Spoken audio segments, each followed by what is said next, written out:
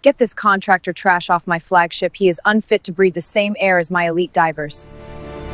If you can seal that hatch at this depth, I will marry you myself. Just don't let my crew die.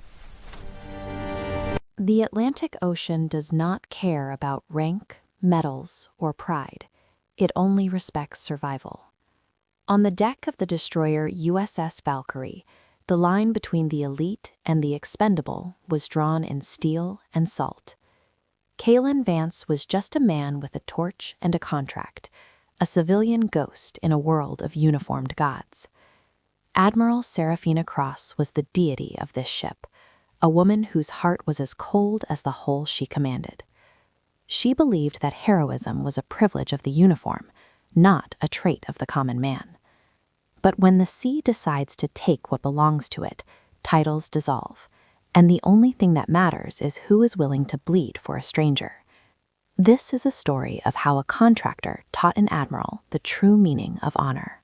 The Atlantic Ocean churned with a violence that made even the massive steel hull of the USS Valkyrie groan in protest, the gray waves crashing against the destroyer like hammers seeking a weakness. Kalen Vance tightened his grip on the railing of the gangway, his knuckles white against the dark metal, as he hauled his heavy equipment bag onto the pristine flight deck.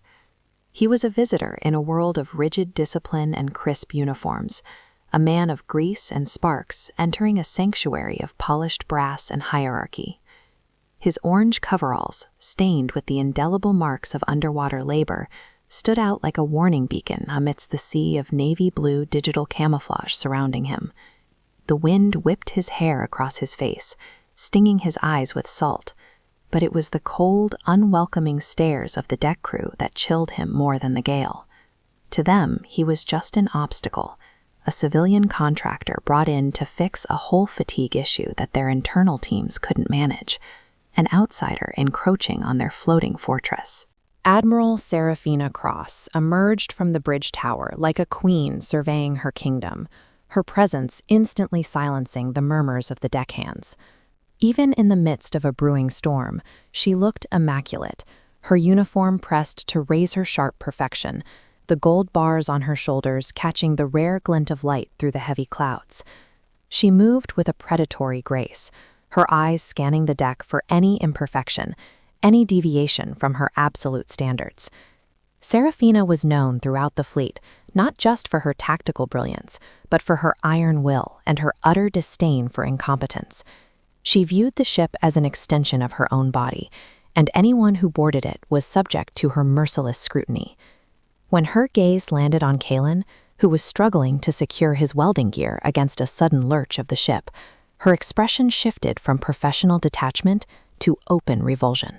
The incident that sparked the humiliation was minor, a trivial accident born of the ship's sudden violent roll in the heavy swell. As Kalen tried to steady himself, his heavy oxygen tank slipped from his grasp and clanged loudly against the immaculately painted bulkhead, leaving a jagged scratch in the gray paint. The sound rang out like a gunshot in the tense atmosphere, freezing every sailor in the vicinity.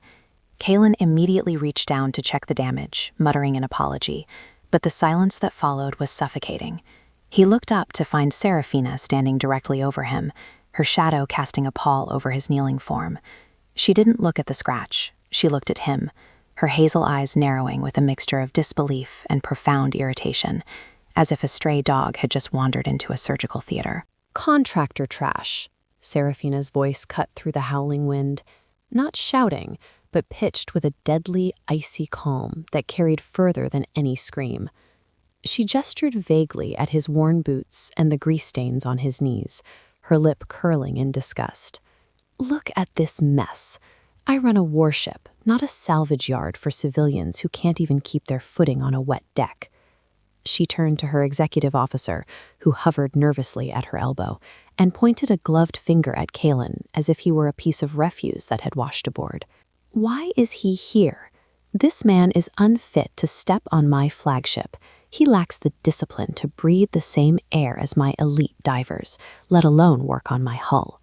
The insult hung heavy in the air, stripping Kalen of his professional dignity in front of 50 watching sailors. Kalen felt the heat rise in his cheeks, burning hotter than any welding torch he had ever handled. His instinct was to defend his reputation, to tell her that he was one of the few men alive certified to weld at crush depth, that the mess on his clothes was the badge of hard, dangerous work that kept ships like hers afloat. But he saw the sneers on the faces of the crew, the way they aligned themselves with their admiral's judgment, and he knew that words would only deepen his humiliation. He was a guest here, a paid hand, and she was the law. He slowly picked up his tank, his jaw set so tight his teeth ached, and forced himself to look at the deck rather than into her eyes. He swallowed the bitter taste of pride and remained silent, choosing the dignity of endurance over the futility of an argument he could never win. "Get him out of my sight," Serafina commanded, turning her back on him as if he had ceased to exist the moment she finished speaking. "Stow him and his garbage in the lower aft berthing, and ensure he stays there until the storm passes. I don't want to see him wandering my decks again, unless the ship is sinking." The sailors moved in quickly, roughly escorting Kalen away, their hands shoving him toward the hatch with unnecessary force. He was marched down narrow corridors, descending deeper into the belly of the ship, the rhythmic thrum of the engines becoming louder as the air grew stale and hot. He was isolated, cast down into the cramping darkness of the lowest decks, far removed from the officers' mess and the light of day, treated like a stowaway rather than a specialist. Hours later, the storm outside escalated into a full-blown tempest, the ocean battering the Valkyrie with relentless fury. Kalen sat on the edge of a narrow bunk in the cramped storage room he had been assigned, the metal walls vibrating against his back. He cleaned his welding torch methodically, finding solace in the mechanics of his trade, trying to drown out the memory of the Admiral's stinging words. But the rhythm of the ship changed suddenly. The steady pitching motion was replaced by a shuddering impact that threw him against the bulkhead.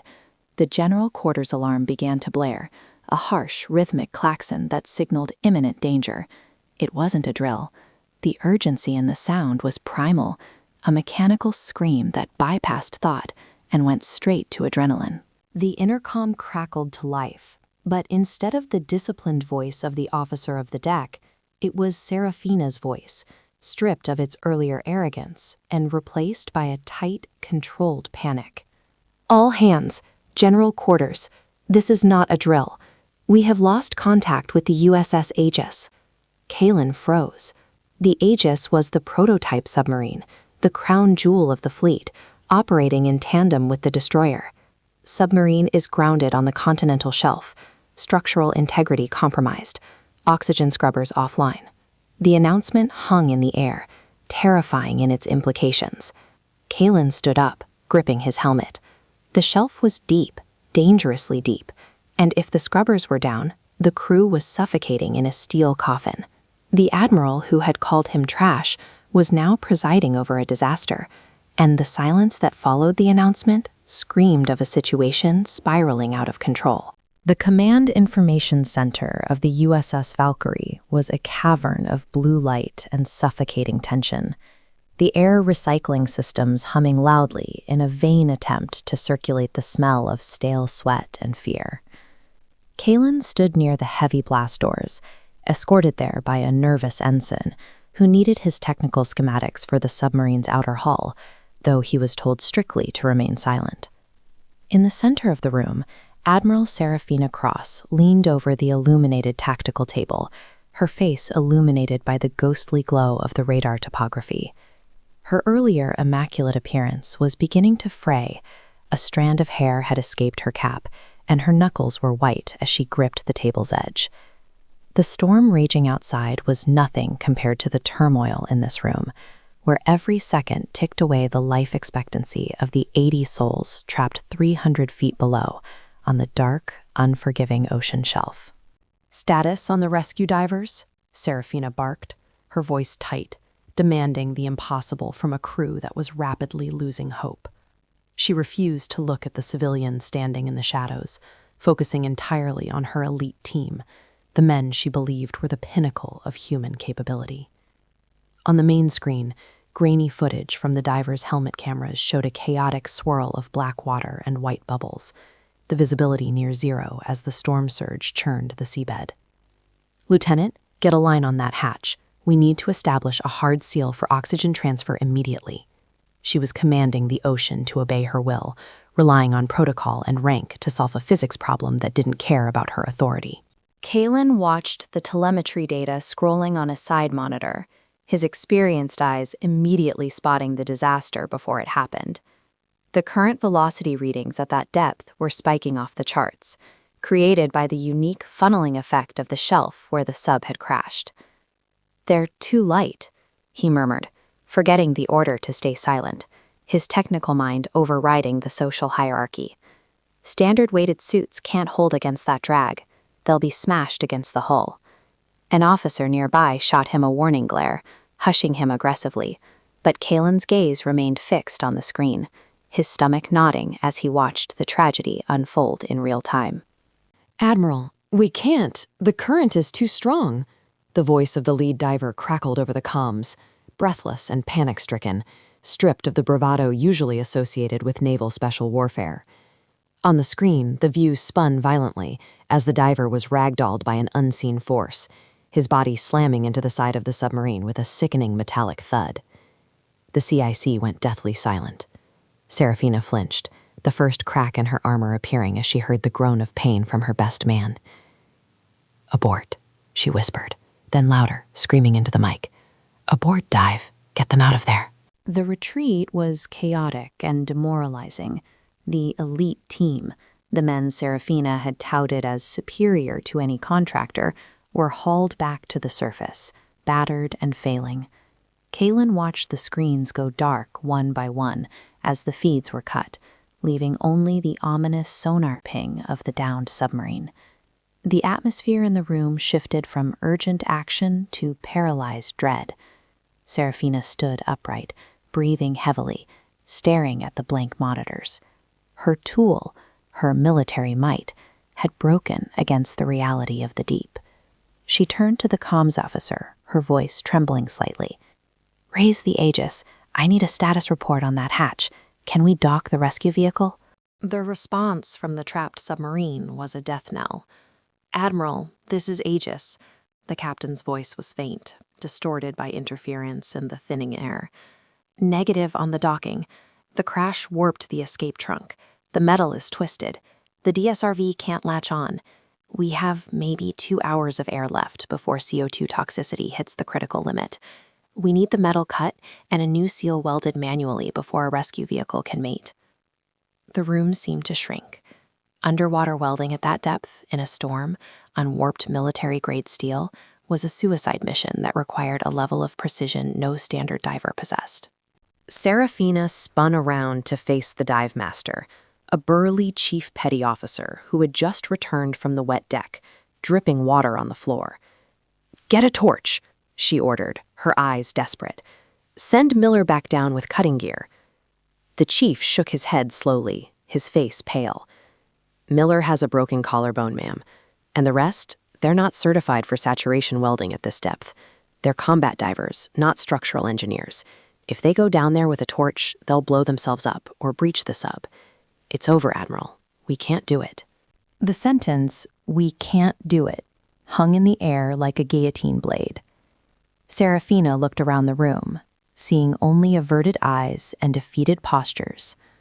Her world of order, rank, and elite capability had crumbled, leaving her with a dying crew and no options. Her gaze drifted wildly until it locked onto the back of the room, landing on the orange coveralls she had insulted hours ago. Kalen Ance was standing there, calm amidst the panic, leaning against the bulkhead with his arms crossed.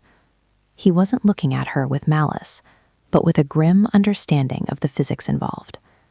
The contractor trash was the only man in the room who wasn't panicking, and as the realization hit Serafina, the silence between them became louder than the storm outside. The voice from the USS Aegis had reduced to a rasping whisper, the sound of men fighting for every molecule of oxygen in the thickening air. Commander Holloway, a man Serafina had attended the Naval Academy with, a man whose children she knew by name, was now saying his goodbyes over the static-filled channel. The carbon dioxide levels had breached critical thresholds. The crew wasn't just suffocating, they were being poisoned, their minds clouding as the cold darkness of the ocean floor embraced them. In the CIC, the silence was absolute, broken only by the hum of the electronics and the soft, terrified sobbing of a young communications officer. Serafina Cross stood frozen, her hands gripping the edge of the tactical table so hard her fingernails dug into the wood, her face a mask of crumbling stone. She was the Admiral, the supreme authority, yet she had never felt so small, so utterly impotent against the indifference of the sea. She turned one last time to her dive master, her eyes pleading rather than commanding. "Chief, please, there has to be a way. We can't just listen to them die." The burly chief petty officer, a man who had faced combat and sharks without flinching, looked down at his boots, unable to meet her gaze. "The currents are tearing the equipment apart, Admiral. My men are broken. If we send anyone else down in standard gear, we're just adding bodies to the count. It's over." His refusal wasn't mutiny. It was a simple, brutal statement of fact. The elite naval machinery she had placed so much faith in had stalled, paralyzed by the extreme conditions that exceeded their training manuals. The realization hit her like a physical blow. Her rank, her medals, and her arrogance could not weld a hatch 300 feet down. Across the room, movement caught her eye. While her officers stood paralyzed by grief and protocol, Kalen Vance was moving with a quiet, rhythmic purpose. He had opened his heavy equipment case and was assembling a specialized deep-water welding rig, his hands moving with the fluid precision of a surgeon. He wasn't looking at the screens, nor was he waiting for permission. He was simply preparing to do the job that everyone else had declared impossible. He checked the gas mixture values on his tank, tapped the pressure gauge, and inspected the nozzle of his torch. In the midst of the hysteria and defeatism infecting the bridge, his calm was a grounding force, a solitary island of competence in a sea of panic. Serafina watched him, her heart hammering against her ribs. The insult she had thrown at him earlier, contractor trash, echoing in her mind with sickening irony. She pushed herself off the table, her legs feeling weak, and walked across the command center. The distance between them felt like miles, a chasm of social class and pride that she had dug herself, now having to cross it on her knees. The crew parted for her, watching as their admiral approached the civilian in the dirty orange coveralls. Kalen didn't stop working as she neared. He was tightening a seal on his helmet, his expression focused and grim. He knew she was there, but he offered no salute, no deference. The dynamic had shifted entirely. In this room, at this moment, he held the power of life and death, and she was merely a desperate woman with nothing left to trade but her dignity. "Vance," she said, her voice trembling, stripped of its command tone. Kalen paused, resting his helmet on his hip, and looked her in the eye. There was no smugness in his gaze, only a weary seriousness. "The currents are shearing," he said quietly, answering the question she hadn't asked yet. "Standard Navy lines snap. I have a maglock system for oil rigs. It's heavy, ugly, and slow, but it holds." He looked at the sonar screen, then back at her. "I can weld the seal, but at that depth, with the pressure differential and a damaged suit, the nitrogen buildup will be instant if the seal breaks. Even if it holds, I'll be breathing gas thick enough to scorch my lungs." He wasn't complaining. He was laying out the cost. He was telling her he knew he might not come back up, or if he did, he wouldn't be the same. Serafina felt tears prick her eyes, hot and shameful. She had treated him like dirt, and now he was calmly explaining how he intended to sacrifice his body for her crew.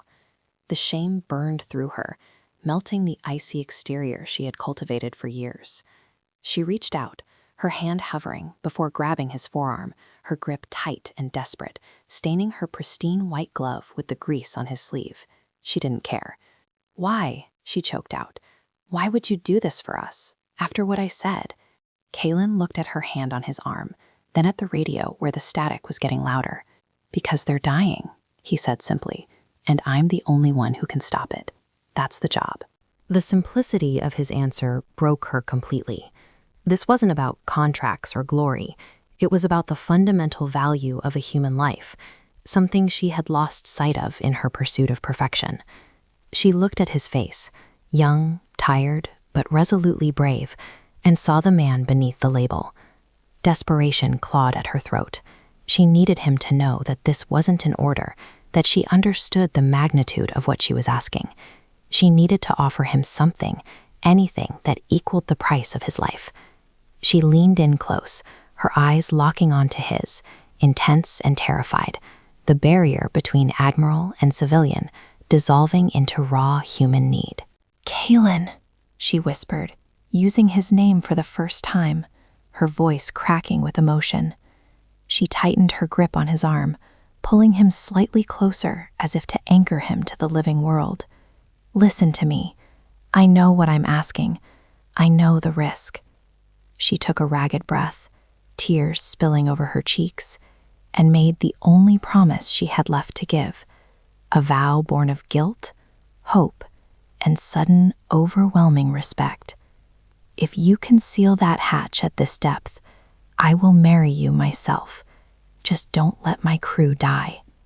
The room went silent, the promise hanging in the air, absolute and binding, a desperate covenant sealed in the face of death. The transition from the stormy surface to the crushing embrace of the deep was instantaneous and violent. Kaylin Vance was no longer a man. He was a component inside a titanium-reinforced atmospheric diving suit, a solitary spark of consciousness descending into a void where light dared not tread. The winch cable groaned as it paid out, lowering him through the churning wash machine zone of the surface turbulence and down into the silent, suffocating blackness of the continental shelf. Inside the helmet, the sound of his own breathing was deafening, a harsh, rhythmic rasp that mixed with the creaking of metal under increasing hydrostatic pressure. The cold began to seep through the insulation layers, a bone-deep chill that whispered of the grave. But Kaylin pushed the sensory data aside, focusing entirely on the sonar ping of the USS Aegis. He was dropping into a hostile alien world, carrying the weight of 100 lives and one desperate woman's promise on his shoulders. 300 feet above, the Command Information Center was deathly quiet, the air thick with a collective holding of breath. Every eye was fixed on the main monitor, which displayed the grainy, monochromatic feed from Kaylin's helmet camera. Serafina stood directly in front of the screen, her arms wrapped around herself as if to hold her shattering composure together. She watched the depth meter scroll downward, 150 feet, 200 feet, 250 feet, each number representing a tightening of the vice around the man she had sent into the abyss. The audio feed was the torment. She could hear every grunt of exertion, every sharp intake of breath as the pressure changes assaulted his body. The contractor trash she had dismissed was now the only thing standing between her and a lifetime of guilt, and seeing him descend alone into that hellscape made her heart ache with a terror she had never felt in combat. Visual contact. Kaylin's voice crackled over the comms, distorted by the helium speech scrambler, but calm, eerily so. The lights on his suit cut through the gloom, revealing the ghostly, hulking shape of the nuclear submarine, listing at a precarious angle on the rocky shelf. The damage was catastrophic, bottom current that threatened to smash him against the jagged hull. He landed with a heavy metallic clank, engaging the magnetic boots. "I'm at the hatch," he reported, breathing heavier now. "The flange is warped. I have to cut the excess and lay a new bead before the rescue vehicle can latch. Initiating arc." The work was brutal, a physical fight against physics itself. Kaylin ignited the underwater cutting torch, a brilliant flare of white-hot magnesium that blinded the camera for a second, before settling into a fierce glow. Bubbles of steam and gas erupted violently around him, disorienting his vision, while the current pulled at his limbs like a giant hand trying to rip him off the hull. Inside the suit, the atmosphere was deteriorating. To maintain dexterity, he had compromised on the suit's pressurization, exposing his body to higher ambient pressure than was safe. He could feel his chest tightening, his lungs struggling to expand against the invisible weight of the ocean. It felt as though an elephant were sitting on his ribcage, every breath a conscious, agonizing effort to draw air into squeezing alveoli. In the CIC, Serafina watched the telemetry data spike red. "His heart rate is 160, the medic whispered, horrified. "And his suit pressure. Admiral, he's pushing the mix too rich. He's going to get toxicity." Serafina leaned into the microphone, her voice shrill with panic. "Kaylin, slow down. You're redlining. Your vitals are unstable." Kaylin didn't stop. The camera showed the torch moving with steady, rhythmic determination, fusing the metal despite the chaos around him. "Can't stop," he grunted, the words wet and labored. "They don't have time." He knew the oxygen numbers on the Aegis better than she did. He was trading his own physiological integrity for minutes of air for the crew. Then came the sound that froze the blood of everyone listening. Amidst the roar of the torch and the hiss of the regulators, a wet, hacking cough tore through the speakers. On the camera feed, a splatter of red hit the inside of Kaylin's faceplate, obscuring his vision. He was coughing blood. The pressure was rupturing the delicate capillaries in his lungs. The pulmonary squeeze had begun. Serafina gasped, her hands flying to her mouth to stifle a scream. "Kaylin, you're injured. Abort! I order you to abort!" she screamed, tears streaming freely down her face now, dignity forgotten. She was watching him kill himself for her, fulfilling the challenge she had thrown at him in anger, and the reality of his sacrifice was breaking her heart into pieces. "Negative," Kaylin wheezed, spitting blood onto the glass to clear a spot to see. He didn't even pause the weld. The pain was searing, a hot poker in the center of his chest, but his hand remained steady, guiding the molten metal to create the perfect seal needed for the docking collar. He was no longer working for a paycheck or a reputation. He was working for the woman who was screaming his name, proving that the man she had looked down upon was made of stronger stuff than the steel he was mending. "Almost done," he choked out, another fit of coughing racking his body, shaking the camera view violently. The elite divers in the room, the men who had turned back, looked at the floor in shame, humbled by the raw, suicidal grit of the civilian. "Seal. Complete," Kaylin whispered, his voice fading, barely audible over the static. "Tell the DSRV. They have a green light." On the screen, the torch flickered out, leaving the new, clean weld glowing faintly in the dark water. The rescue vehicle moved into the frame, latching onto the ring Kaylin had just forged. A mechanical clunk signaled us a mate. The crew was saved. But as the cheer began to rise in the CIC, it was cut short by the sight on the screen. Kaylin's arm dropped limply to his side. The rhythmic sound of his breathing hitched, became shallow, and then dragged into a terrifying silence. "Kaylin," Serafina whispered, terrified. "Kaylin, answer me." The camera feed showed his head lolling forward against the blood-streaked visor, his body drifting listlessly, tethered only by the safety line, a silent sentinel in the dark. The winch whined in the damp air, hoisting the rescue basket onto the flight deck of the USS Valkyrie. But the atmosphere was unrecognizable from the hostility of the morning. There were no sneers, no murmurs of contractor trash, only a reverent, heavy silence that pressed down on the crew as they watched the limp, orange-clad figure being lowered. Kaylin Vance was pulled from the battered diving suit by the same hands that had shoved him into the shadows hours before, his body limp and pale, blood crusted around his nose and mouth. The submarine crew had been saved. 80 men and women were breathing fresh air because of the weld that held against the crushing dark, but the man who had forged it was paying the price. Serafina Cross broke protocol, sprinting across the non-skid deck, not as an admiral, but as a desperate woman, dropping to her knees beside the stretcher as the medics frantically cut away the heavy neoprene to find a pulse. In the sterile, blinding white of the ship's infirmary, The reality of Kalen's sacrifice was laid bare in the jagged lines of the EKG monitor. The ship's surgeon, a man who had seen combat trauma, looked grim as he held up the x-rays of Kalen's chest.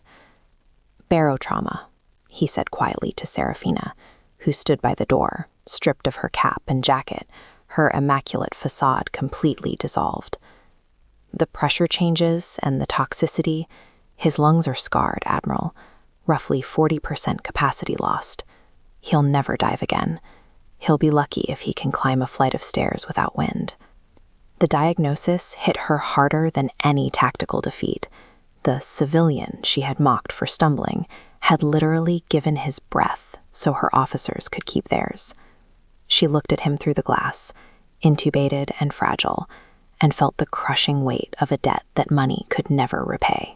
Days bled into nights as the Valkyrie returned to port, the celebration of the rescue muted by the condition of its savior.